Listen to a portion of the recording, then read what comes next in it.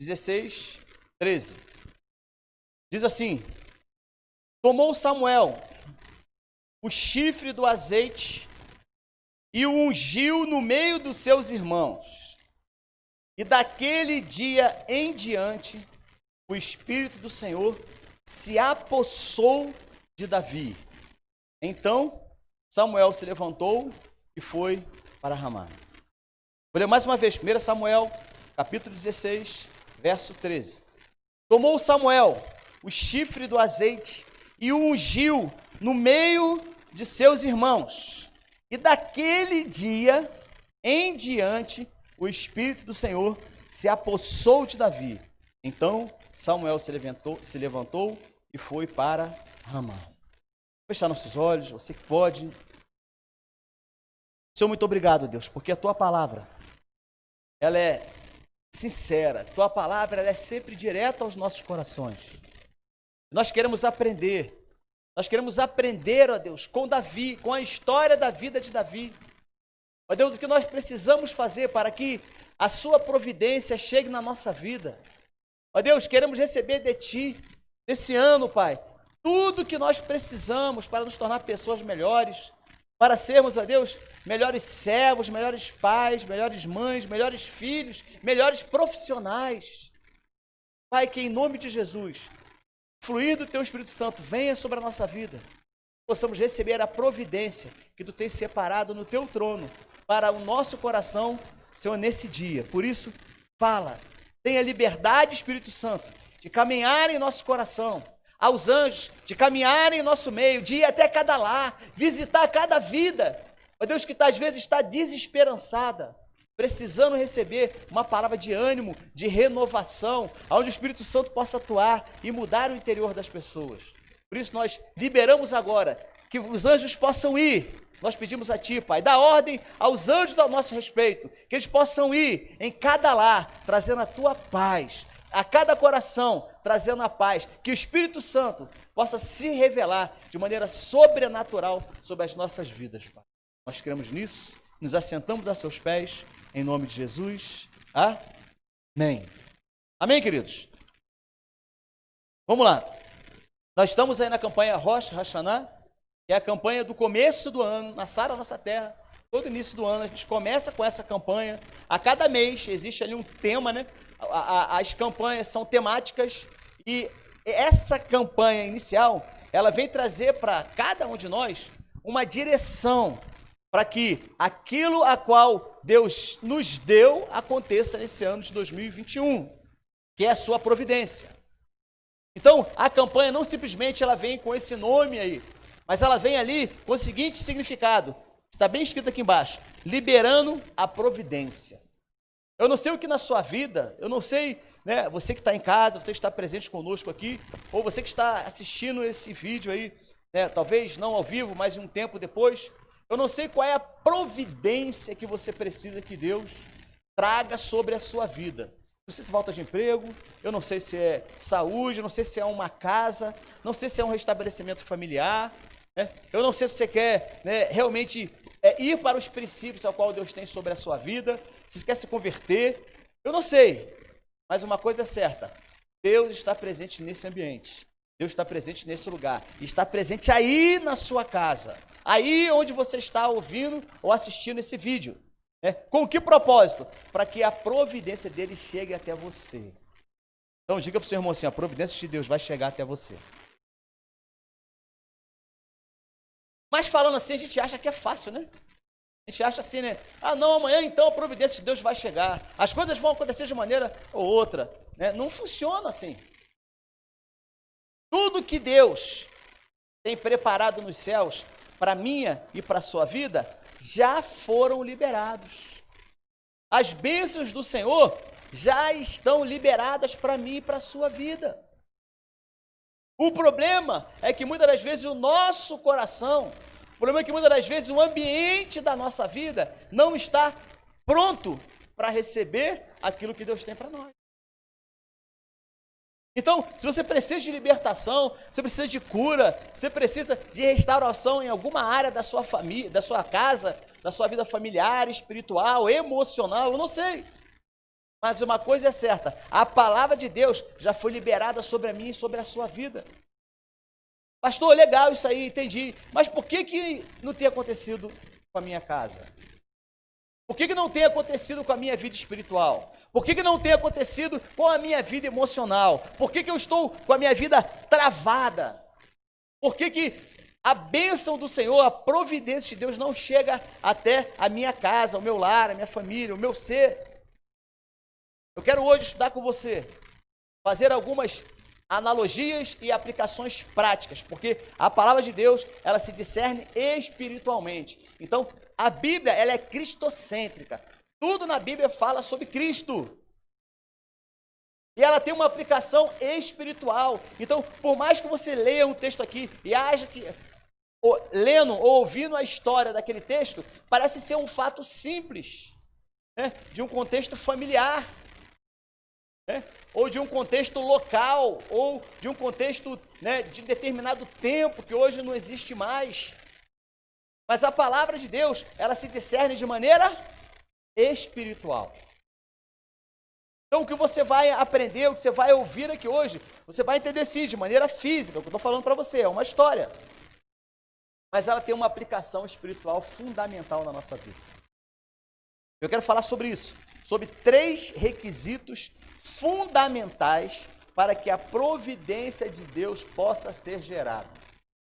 Repetir.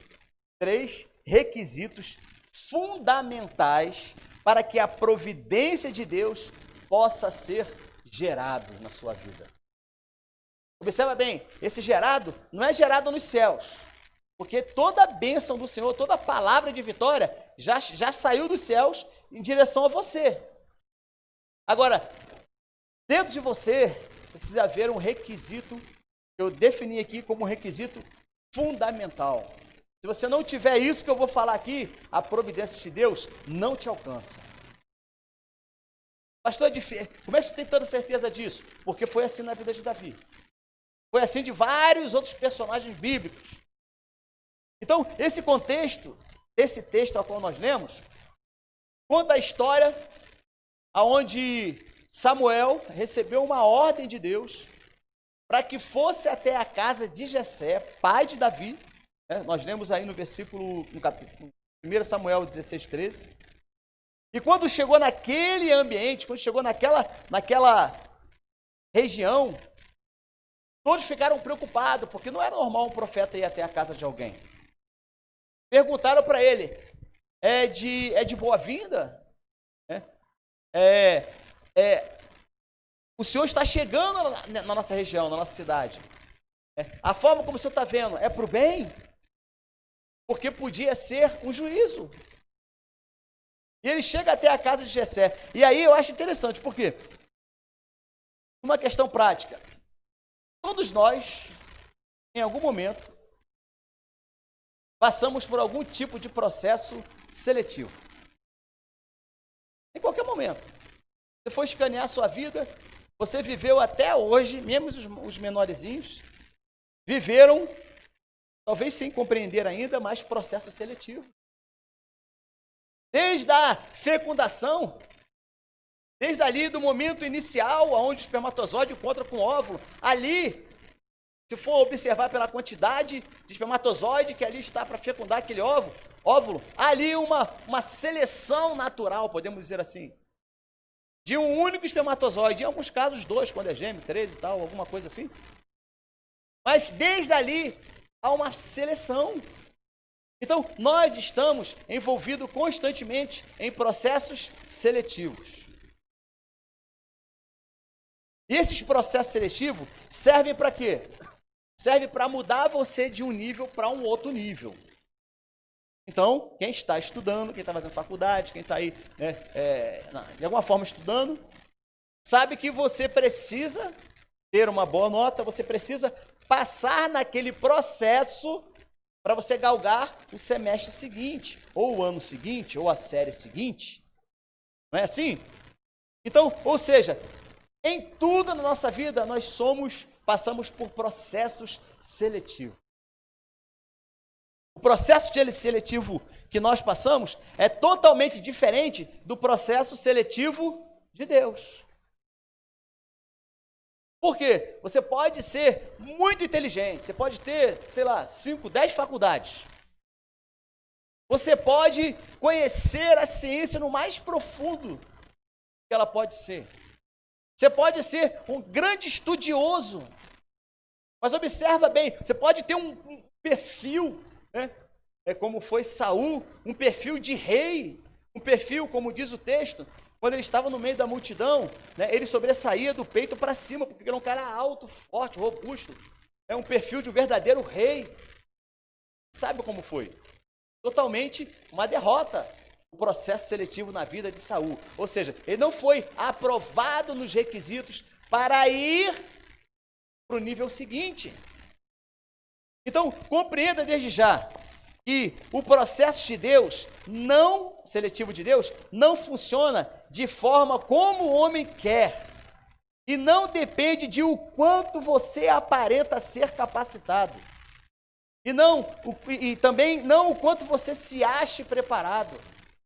Então, o processo seletivo de Deus não olha para o quanto você é preparado, não olha o quanto você parece ser alguma coisa. O processo seletivo não funciona de maneira externa, de maneira aparente.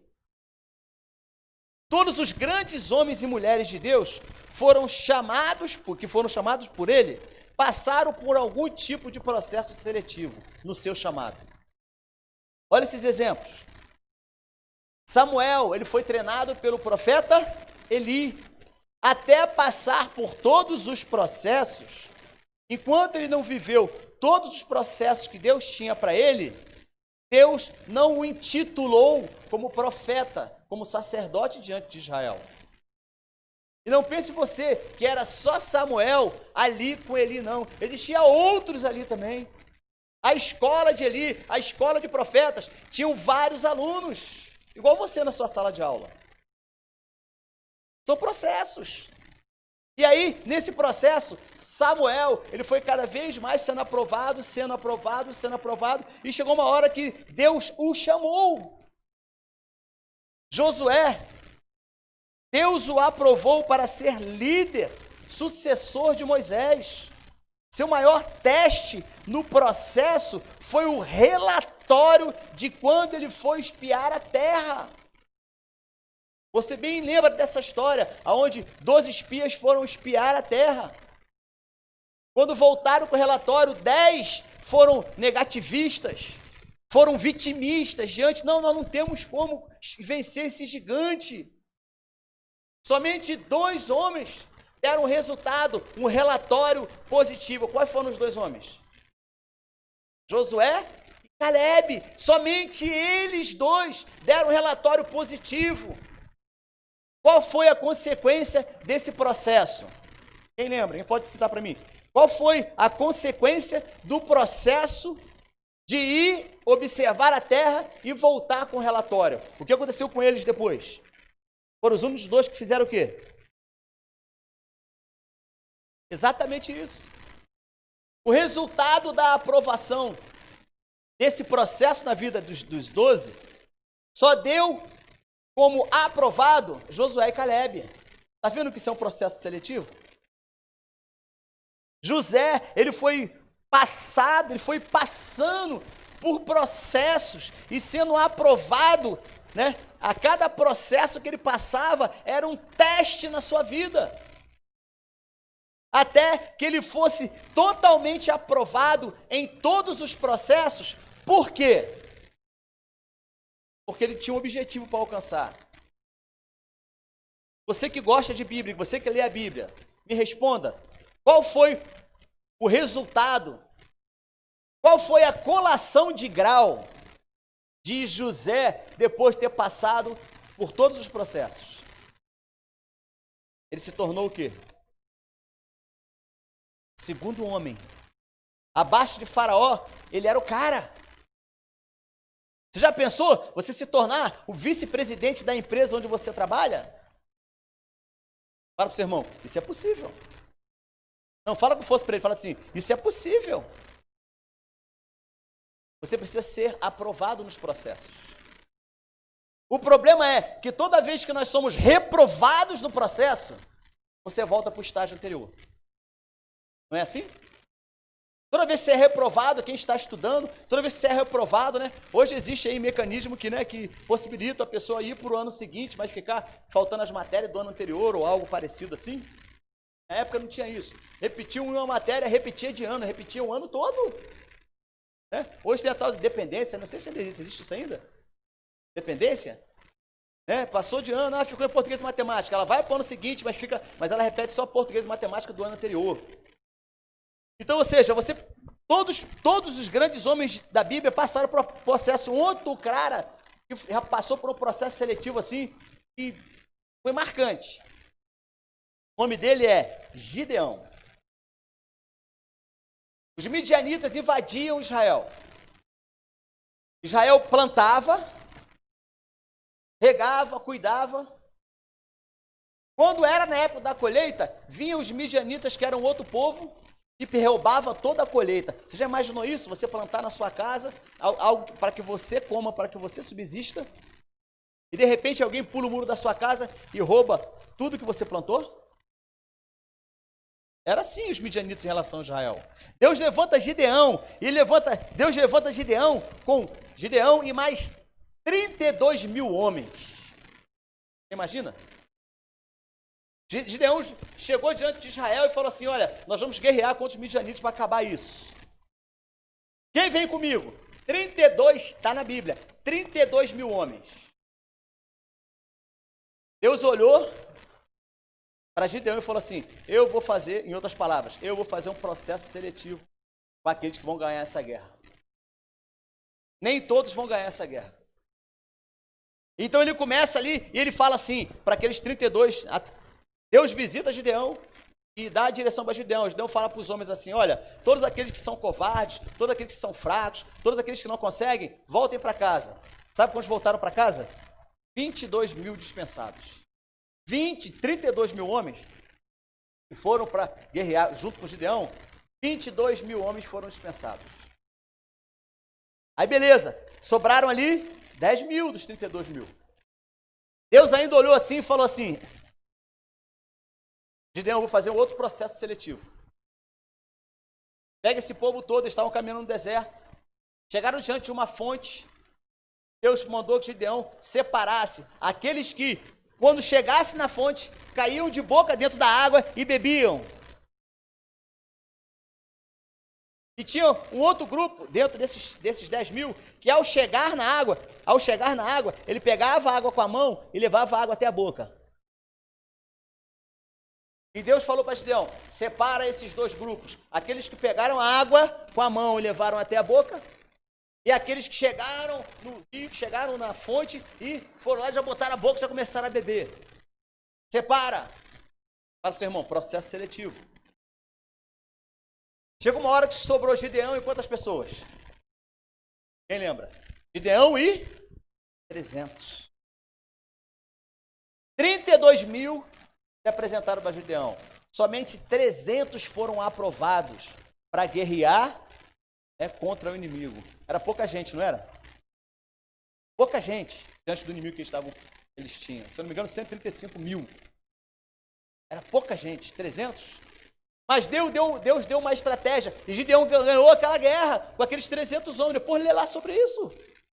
Então, ou seja, tudo isso acontece porque Deus ele faz um processo seletivo para cada pessoa, para cada um de nós. Foi assim com Davi.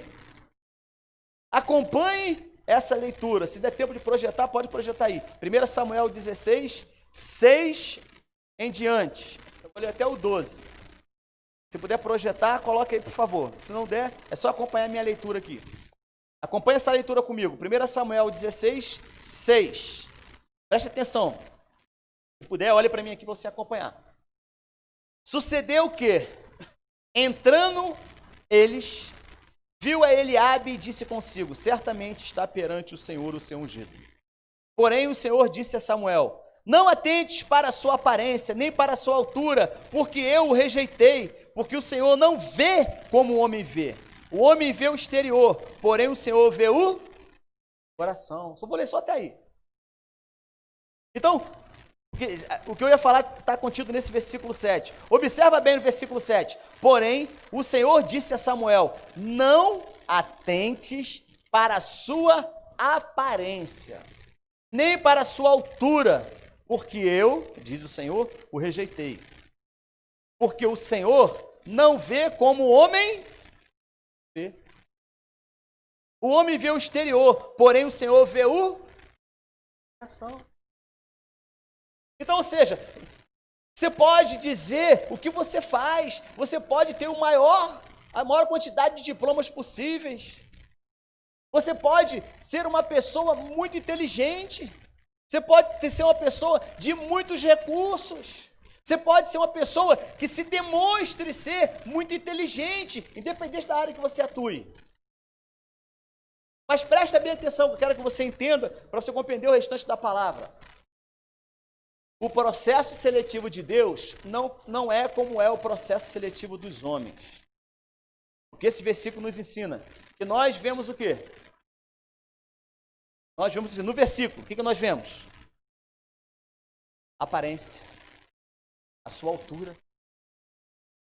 Não é isso? Está escrito aqui. Mas no próprio versículo diz como que é feito o processo seletivo. E como que é feito o processo seletivo de Deus? Leia no versículo.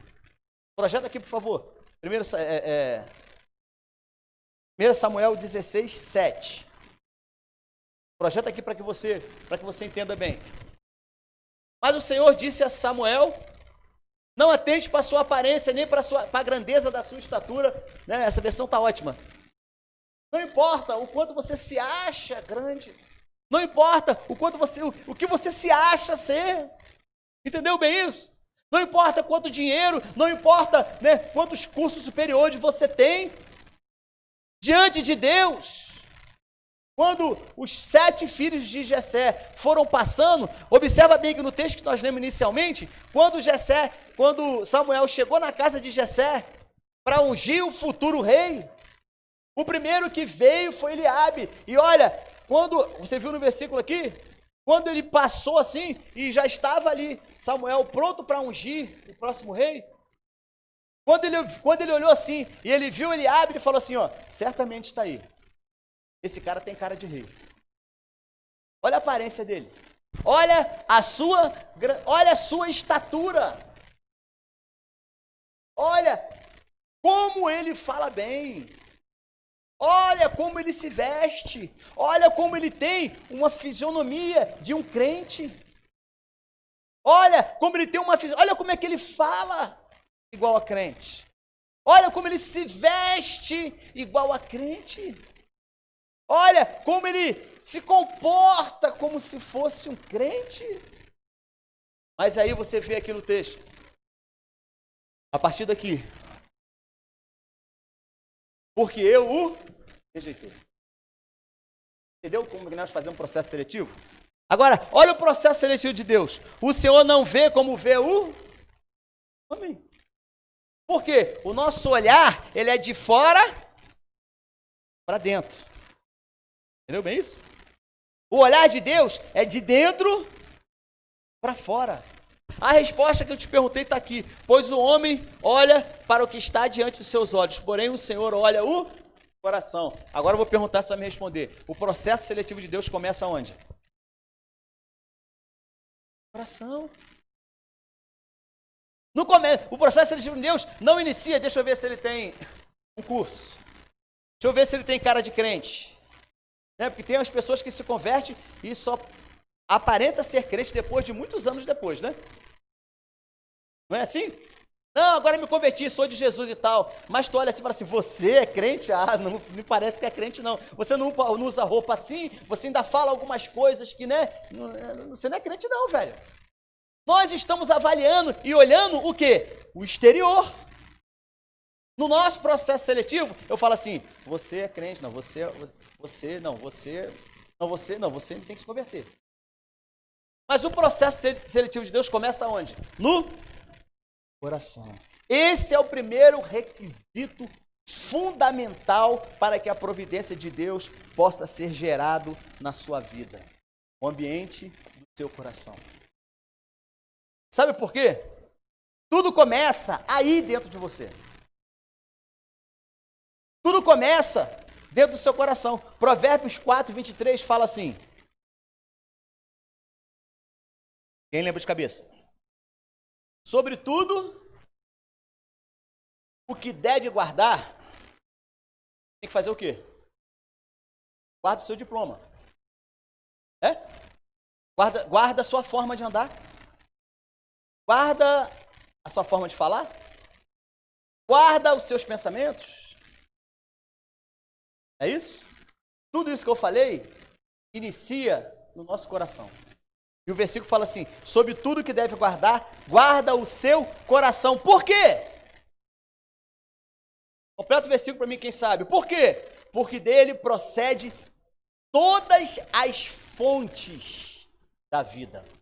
Então, o que Deus estava falando no versículo que a gente viu foi o seguinte: olha, você, Samuel, está olhando a forma exterior de Eliabe, mas eu estou olhando no seu interior. Então, o processo seletivo de Deus começa onde? No nosso coração. Então, quando você guarda o teu coração, quando você não deixa que o diabo entre no seu coração, quando você não deixa que os planos do maligno atinjam o seu coração, você está preparando, você está com o ambiente do seu coração pronto para receber a providência de Deus. Falam mal de você no seu trabalho. E aí? O que você faz? Você se veste como crente, você fala como crente, você diz que é da Sara nossa terra, você lê a Bíblia, você faz campanha, você faz jejum, você faz isso, faz aquilo, mas ótimo, excelente, continua fazendo isso.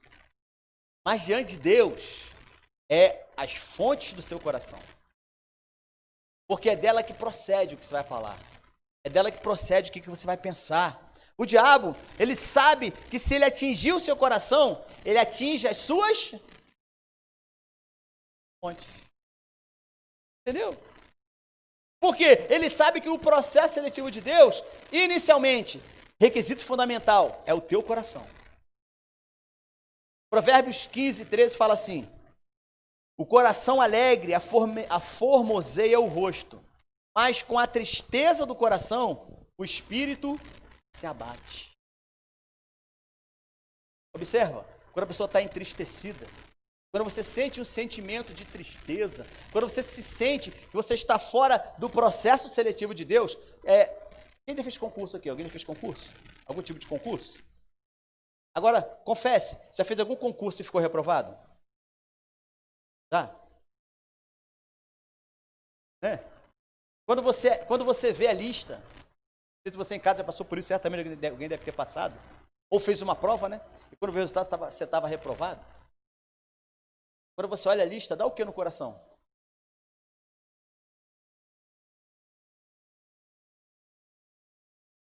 Tirei 4, não sei quanto, 5, não sei quanto. E o corte para passar foi 7,8. Tirei 7,6. Meu Deus, eu não passei.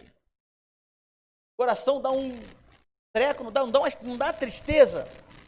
Né? Eu acho que a tristeza pior que essa é só aquela do cara ou da pessoa que estudou pro Enem e perde a hora. E chega lá no portão como? Desesperado, quando chega lá o cara vai, parece que tem um cão ali, né? Que vai fechando a porta assim, o cara vem correndo, o cara vai fechando, deu a hora, vai fechando. Quando o cara chega, ele dá de cara no portão, o portão tá trancado, ou seja, perdeu todo o preparatório, perdeu todo o estudo, e agora resta esperar o ano seguinte, outro processo seletivo. Não é? Então, a pessoa que está com o coração fora dos propósitos de Deus, ela se sente entristecida. E quando você lê o contrário, né? Os corações ficam tristes. Por quê? Quando os corações ficam tristes, o rosto não tem como se, diz o texto aqui, ficar alegre. Aformoseia. O rosto não aformoseia. O rosto fica o quê? A pessoa fecha a cara. Não é assim? É fácil você identificar quando alguém está triste, por quê? Porque normalmente ela fecha o rosto dela não fica mais alegre, ela fica entristecida. Por isso tem que guardar suas fontes. Segundo requisito fundamental, para que a providência de Deus possa ser gerado na sua vida. Acompanhe a leitura. 1 Samuel, capítulo 24. 1 Samuel, capítulo 24. Persiste aí que você vai passar aí no concurso, minha irmã. Vai aí, meu irmão também. Está no processo seletivo. Mas Deus já deu a vitória, Deus já deu a sua aprovação. Posso ouvir um amém? Fala um amém alto aí na sua casa para me te ouvir. Deus já deu a sua aprovação. Quero ouvir daí, fala aí da sua casa. Deus já te deu a sua aprovação. Eita, quase que eu ouvi. Para você também. A bênção já foi liberada para você, já não foi? Lembra que eu falei no início? No processo seletivo de Deus, você já foi aprovado. Só que você tem que tirar a nota dentro do limite para poder entrar. Não é assim? Deus já te deu o cargo. Agora o que você faz? Deus já me deu um cargo, amém, é meu, glória a Deus, eu assumo, é meu, Senhor. Tá bom, colega, começa a trabalhar. Passa no concurso. Faz a sua parte. Não é assim? E Deus vai te dar de acordo com o seu coração. 1 Samuel 24, 2 vai falar o seguinte, ó, é o segundo requisito. Então Saul tomou 3.000 de seus senhores, de seus melhores soldados, de todo Israel, partiu à procura de Davi, e os seus homens foram perto dos rochedos dos bodes selvagens. Versículo 3, de 1 Samuel 24. Ele foi aos currais das ovelhas, que ficavam junto ao caminho. Davi não estava lá, né? Havia ali uma caverna, e Saul entrou nela para fazer suas necessidades. Davi e seus soldados, eles estavam no fundo dessa caverna. Você imagina que cena, né? Esquisito, né? Davi se escondendo de Saul. Saul pega 3.000 caras top do seu exército, vai para o deserto procurar Davi. De repente, procurando, eles pararam. Saul falou assim, tá no texto, né? Tá no texto. Em outro texto fala que ele foi aliviar o ventre, né? Aqui diz que ele foi fazer sua necessidade. Então a gente sabe que ele foi fazer. Entrou numa caverna, foi lá, imagina, né, ele fazendo sua necessidade lá, com o Davi no fundo da caverna. Engraçado, né, essa cena. Aí o que Davi faz? Está no versículo 4. Eles disseram, os soldados estavam com Davi, este é o dia sobre o qual o Senhor te falou, Davi. Entregarei nas tuas mãos o seu inimigo, para que você faça com ele o que quiser. Então Davi, com muito cuidado, cortou a ponta, né, do manto de Saul. Então você imagina, seria engraçado, né? Mas está lá o cara lá fazendo sua necessidade, Davi foi pertinho dele, foi na roupa dele e cortou um pedacinho da roupa. Aí, mas olha o versículo 5. Mas Davi sentiu bater-lhe o coração. Parece que não estava batendo o coração dele, né? Então o que ele quer dizer aqui? Que ele teve um sentimento, né, muito profundo, que atingiu o seu coração. E diz assim, mas Davi sentiu bater-lhe o coração de remorso, por ele ter cortado uma ponta do manto de Saul. Verso 6. E então disse aos soldados, que o Senhor me livre de fazer tal coisa ao rei, de erguer a mão contra ele, porque ele é ungido do Senhor. Versículo 7. Com essas palavras, Davi repreendeu os soldados e não permitiu que atacassem Saul. Porque você imagina, quando Saul falou assim, segura a onda. Então vamos lá aí. Esse é o dia que Deus trouxe Saul até aqui dentro. Você vai lá e dá uma machadada nele, uma flechada, sei lá, nele lá, uma espadada nele lá, e pronto, resolveu o seu problema. O coração de Davi já tinha recebido a unção de Deus. E o coração dele já estava dentro do processo seletivo de Deus. Por quê? Porque Deus não vê como vê o homem. Deus vê o coração. E Davi já sabia disso. E lá na frente, quando vai se falar sobre a história de Davi, Deus fala, eis que eu já tenho escolhido um homem, completa para mim, um homem segundo meu coração, Deus falando. Você entendeu? Então, Deus, quando olhou para Davi, Deus viu Davi com um coração igual dele. Então, Davi sabia, ele tinha esse temor, por isso que ele foi ungido rei. E agora, com esse coração, ele tem a oportunidade de ir lá e passar a faca no de Saul. Ele faz isso? Não. Por quê? Porque ele sabe que aquele Saul tinha sido ungido também rei por Deus. O que isso quer dizer para a gente? Há uma frase, né, do grande pregador Billy Graham. Ele falou assim: toda vez que o homem pensa em navegar para longe de Deus, o diabo sempre terá um barco pronto. Toda vez que o homem pensa em navegar para longe de Deus, o diabo sempre vai criar uma circunstância para que isso aconteça. Então, ou seja, o diabo sempre tem um barquinho pronto. Para quando você fala assim: vou sair da presença de Deus, não quero mais. Beleza, entra no barco aí e ele te leva para longe. Por quê? Porque o objetivo dele é afastar o seu coração do coração de Deus. Porque ele sabe que se ele fizer isso, o que acontece? A providência de Deus não pode vir sobre a sua vida, sobre a minha vida. Davi estava onde? Dentro de quê? Davi estava dentro de quê? Você que está com o banho de casa, reveja aí. Davi estava dentro de quê? De uma... Olha que princípio interessante. A caverna era a oportunidade de Davi acabar com aquele que perseguia ele. Concorda com essa afirmação? Era oportunidade, não era? Mas seu temor pela unção de Deus que tinha sido colocado na vida de Saul, viu ele de fazer isso. Sabe o que isso quer dizer? Uma linguagem bem clara. Eu preciso respeitar a unção de Deus que está na vida de cada um de vocês. Você precisa entender que existe uma unção de Deus derramada sobre a vida daqueles que têm um coração segundo o coração de Deus. Todos nós temos momentos de caverna, sabia disso? Todos nós temos. É no momento da caverna que a sua unção vai ser testada. Nós estamos em processos seletivos. Quer prova disso na Bíblia? Eu vou fazer uma pergunta e vocês vão responder. Você de casa não tem como responder. Só se responder aqui no... Se responder aqui no bate-papo aqui do YouTube, né, porque às vezes dá um delay, né, de tempo, eu falo aqui, quem respondeu. Vamos lá. Qual foi a caverna de Caim? O que Caim fez? Quem lembra a história? Caim e Abel. O que Caim fez? O que ele fez com seu irmão? O que ele fez com seu irmão? Caim matou o seu irmão. Por quê? Uma palavra.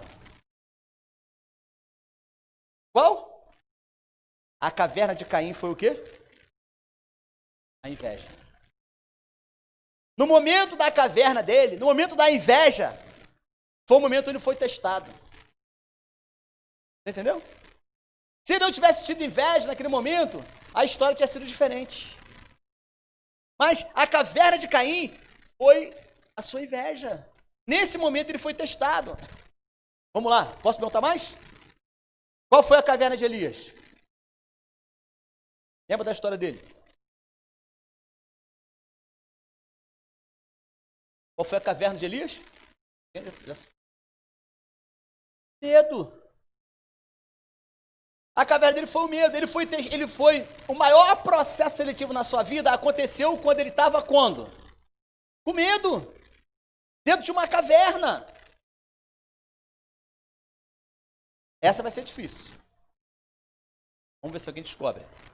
Qual foi a caverna de Sansão? Dalila. Né? A caverna de Sansão foi Dalila. Ele desprezou a sua consagração. Para quê? Para ficar com uma mulher que não era para ficar com ela. Qual foi a caverna de Pedro?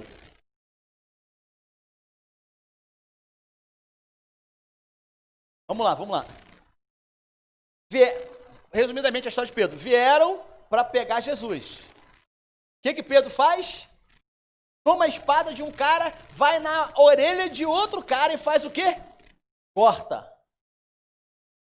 Jesus, olha, Jesus, eu fico imaginando, se fosse fazer um meme desse momento, Jesus olharia para Pedro, né?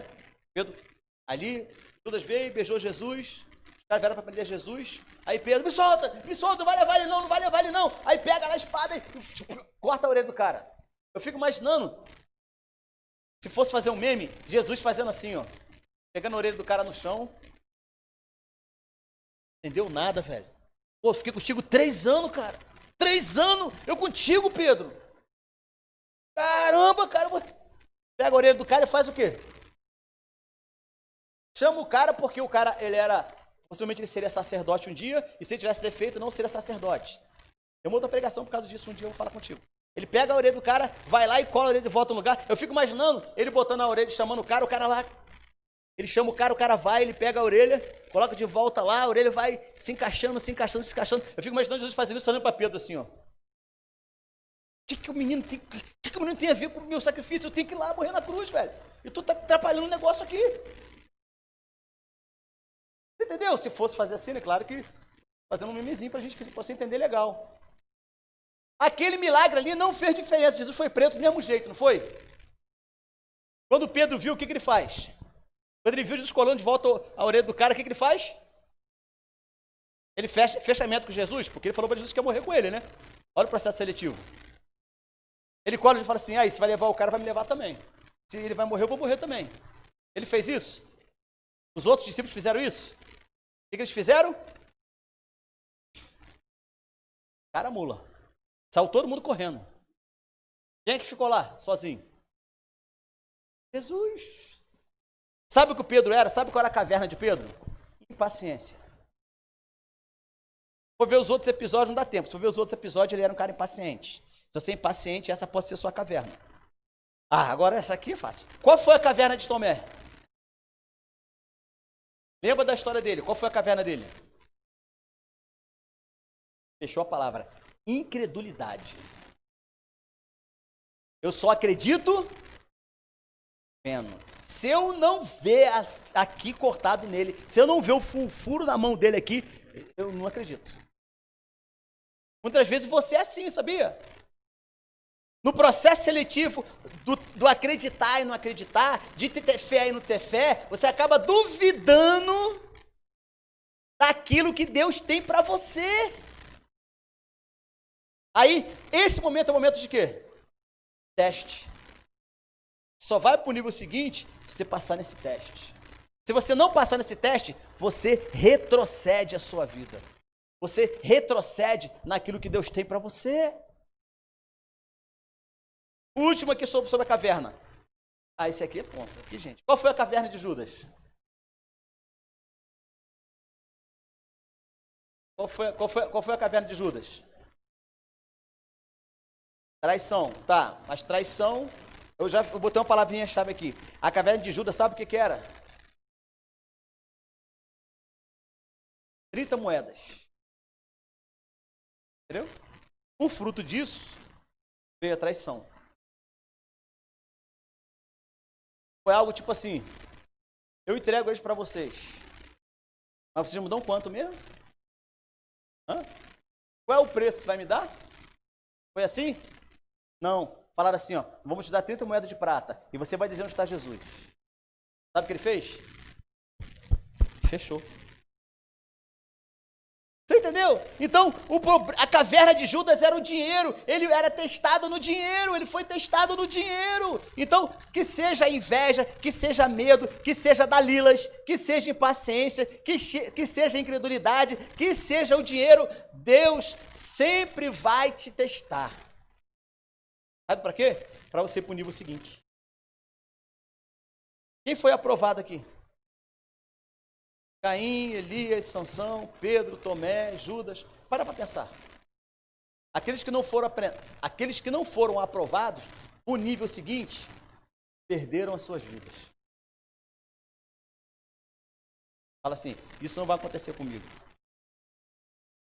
Versículo 7, com essas palavras Davi repreendeu os soldados e não permitiu que atacasse Saul. E este saiu da caverna e seguiu seu caminho. Segundo requisito fundamental para a providência de Deus. Qual é a primeira mesmo? Guardar o coração. Segundo, saiba esperar o tempo certo de Deus. Saiba esperar o tempo certo. Ah, pastor, eu quero agora. Saiba esperar o tempo certo de Deus. Ah, pastor, eu estou tanto tempo orando. Saiba esperar o tempo certo de Deus. Sabe por quê? Porque talvez a sua caverna seja, sabe qual? O tempo. Você quer que as coisas aconteçam do seu jeito, na hora que você quer, no dia que você quer. E Deus fica lá, te olhando assim, ó, você orando, jejuando, pedindo aquilo, e Deus fica assim do céu, te olhando, falando assim, ó, eu não vou te dar, porque esse não é o tempo de te dar essa bênção. Esse não é o tempo de você fechar esse negócio. Esse não é o tempo de você comprar esse carro. Esse não é o tempo de casar. Esse não é o tempo de você tomar essa decisão. Esse não é o tempo de você entrar nessa sociedade. Esse não é o tempo de você fazer isso ou fazer aquilo. Por quê? Porque não compete a nós os tempos de Deus. Primeiro, por isso que o segundo requisito fundamental para a providência de Deus, sabe o que é? É saiba esperar o tempo certo de Deus. Terceiro e último requisito fundamental para a providência de Deus, para que a providência de Deus seja gerada na nossa vida. 2 Samuel, capítulo 9, fala assim. Certa ocasião, Davi perguntou, resta ainda alguém da família de Saul a quem eu possa mostrar lealdade por causa da minha amizade com Jonas? Então, chamaram Ziba, um dos servos de Saul, que apresentou-se a Davi, e Davi perguntou, Ziba, você conhece alguém lá da família de Saul que esteja vivo? Resumindo a história, Davi falou, aí Ziba falou, resta um cara, o nome dele é Mefibosete. Ele é aleijado dos pés. Onde ele está? Está lá em Lodebar, capítulo 6. Ele é filho de Jonathan, neto de Saul. Aí Mefibosete foi trazido até Davi. Compareceu diante de Davi, versículo 6. Prostou-se o rosto em terra. Davi falou, Mefibosete? Aí ele perguntou a Davi. Ele respondeu, sim, senhor, eu sou o teu servo. Naquela época, quando um rei, nesse caso de Saul, de Davi, quando Saul morreu, para que Davi não tivesse nenhum receio de que algum descendente de Saul viesse a guerrear contra Davi, sabe o que deveria ter feito? Matado todo mundo da descendência de Saul. Porque não haveria o quê? Herdeiro do trono. Ao contrário, o que Davi faz? Ele chama um dos funcionários antigos de Saul, porque como Davi assumiu o trono, agora toda a corte servia a ele, ele chama um dos caras que era mais chegado de Saul, fala assim, não tem nenhum parente de Saul por aí, não? Ah, tem um. Sobrou um cara aí, todo mundo morreu, mas sobrou um. Quem é? O neto dele, mora onde? Lodebar. Vai lá buscar ele, porque ele é aleijado. Vai lá buscar ele, menino. O cara veio como? Achando que, carregado, né? Achou que ia chegar diante de Saul, diante de Davi, e tipo assim, bom, quando eu chegar, fala assim, ah, você é filho de Saul? Sim, mata ele, pronto, acabou, agora eu sou o rei, eternamente ninguém vai vir guerrear contra mim, da família de Saul. Mas olha o que ele faz. Mefibosete, versículo 7, não tenha medo, disse Davi, pois é certo que eu trarei com bondade por causa da sua amizade com Jonas, seu pai, vou devolver-lhe todas as terras que pertencia ao seu avô. Versículo 8. Mefibosete prostou-se e disse, quem é o teu servo para que te preocupes com um cão morto como eu? O cara se sentiu o quê? Rejeitado. Você entendeu isso? Entendeu como é que Mefibosete estava se sentindo? Deus o honrou. Então o rei convocou Ziba e disse-lhe, devolve, faz conta que saiu de mar. Aí chamou assim, ó, ô Ziba, pega tudo que era de Saul, tudo, sua casa, sua família, seus negócios, seu rebanho, sua plantação, suas terras, pega tudo e devolve para esse que é aleijado aqui. Todo mundo desacredita dele. Devolve tudo para ele. E mais, você e a sua família vai servir a ele. E falou para ele assim, olha, você vai comer pão na minha mesa. Ou seja, a hora que você quiser, você vai entrar aqui no palácio e você vai ser recebido por mim. É muita honra, né, gente? Você imagina Deus te restituir tudo que você perdeu. Sua família, sua casa. Imagina. Coisa, né? Davi, com isso, ele queria demonstrar a sua lealdade e a sua aliança com Deus. Entendeu isso? Ele queria demonstrar a aliança dele com Deus, ajudando Mefibosete. Fala para o seu irmão assim, ó, a sua aliança com Deus, ela é demonstrada. Não, repete para ele, fala assim, a sua aliança com Deus é demonstrada quando você ajuda o seu próximo. Entendeu?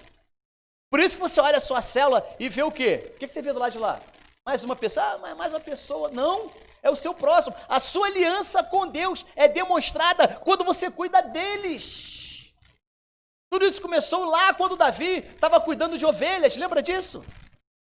O sucesso, a providência de Deus veio na vida de Davi quando ele matou o gigante? Não, a providência de Deus veio na vida de Davi quando ele estava cuidando de ovelhas. Que quando ele fala para Saul assim, olha, se quiser eu mato esse gigante aí, porque quando eu estou lá no meio das minhas ovelhas lá, vem o urso, vem o leão, e eu vou lá e mato eles e arranco a ovelha da boca do urso e do leão. Ah, esse gigante aí vai ser fichinha para matar ele.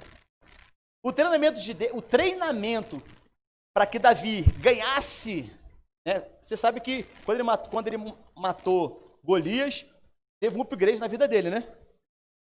Ele teve direito a casar com a filha do rei. A casa dele ficou isenta de imposto. Nosso sonho, né? Não pagar imposto de nada, né? E ele ganhou riquezas, né? Você não faz... Então, ou seja, você imagina, houve um upgrade. A providência de Deus veio na vida de Davi quando ele estava onde? Cuidando das ovelhas. Então já serve para quem é líder de célula aqui, presta bem atenção nisso. E quando você está lá cuidando da sua ovelhinha, ai pastor, mas está ruim, está devagar, continua ali cuidando, porque vai chegar um momento que você vai ter que encarar um leão, vai ter que encarar um urso, vai ter que encarar um gigante. E aí a providência de Deus não vem naquela hora, ela é te entregue bem antes, segundo o seu coração. Perguntou Davi, resta alguém? Restava, né, Mefibosete. Terceiro requisito e último. Aprenda as prioridades das suas alianças. Davi sabia que ele iria demonstrar a aliança dele com Deus quando ele restituísse a Mefibosete tudo que era dele por herança. Tudo que Saul tinha deixado era de Mefibosete. Davi, não sei se você entende assim, mas Davi, ele não queria as coisas de Saul. Sabe por quê? Ele não precisava. Ele já tinha muitas conquistas. Ele mandou pegar tudo que era Saul, tudo que era de Saul e devolver ao seu herdeiro. Isso aí demonstrava que Davi tinha uma aliança com Deus. As suas alianças com Deus é demonstrado através das suas ações com as pessoas.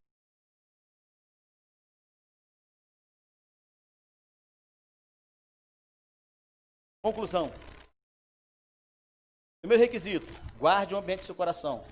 Segundo, saiba esperar o tempo certo de Deus. Terceiro, aprenda as prioridades das suas alianças. Amém? Você crê nisso? Glória a Deus. Parabéns a quem respondeu aqui, responderam online aqui da Lila e tal, porque chegou num tempo diferente aqui do que eu estou falando, mas é isso mesmo. Então, eu te convido agora a fechar os seus olhos, curvar a sua cabeça. Você que está em casa, se você puder, feche seus olhos.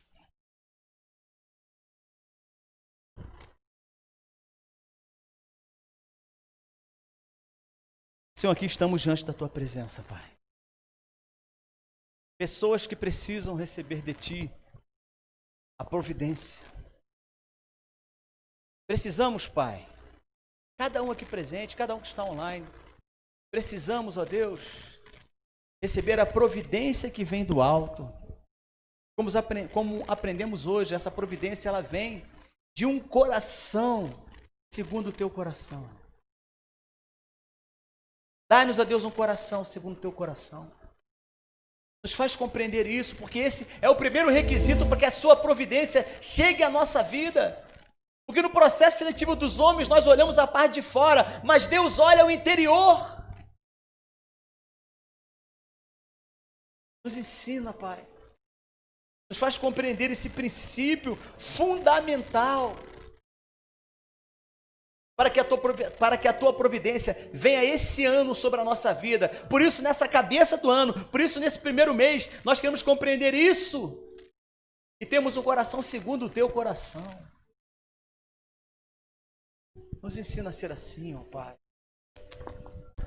Nos ensina a viver os teus propósitos, a vivermos as suas prioridades e não as nossas. Queremos demonstrar que temos aliança com Deus, mas omitimos as alianças com os nossos próximos. Por isso nos ensina, Pai. A sua palavra, ela é pura e verdadeira. Nos ensina. Perdoa as nossas falhas, os nossos pecados. Então você que esteja em casa hoje, você que esteja aqui, já sentiu no coração que algumas providências de Deus não tem chegado até você, ou talvez você possa estar sendo enganado. Deus hoje te traz esse conhecimento para que a providência dele chegue até você. Amém? Coloque a mão no seu coração. Diga assim: Senhor Jesus. Diga com força: Senhor Jesus, eu me arrependo de todas as vezes que eu olhei para as pessoas e olhei só o exterior. Me ensina, trabalhe o meu coração para que as minhas fontes não fiquem contaminadas. Eu quero saber guardar a unção que tem sobre a minha vida, que um dia foi derramado sobre a minha vida, e eu não quero me afastar dos teus propósitos. Por isso, que as prioridades da minha aliança possam estar claras diante de mim, para que eu possa, a cada dia, viver os teus princípios e receber da sua providência. Em nome de Jesus.